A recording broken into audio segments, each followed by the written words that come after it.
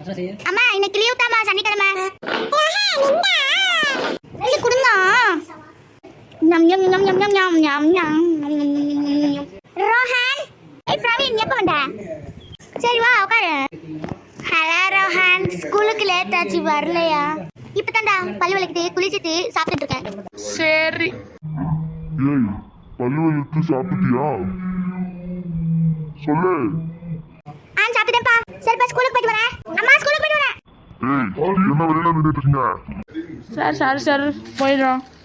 என்ன இப்ப மழை பெய்யுறாங்க? என்ன கிளாஸ்க்குள்ள மழை பெய்யுது? நான் தான் மந்திர போட்டேன். இரு நிப்பாட்டுறேன். அப்புறம் தூங்கும். சார் கொஞ்ச நேரம் நான் உங்களை அடிக்கிறேன்.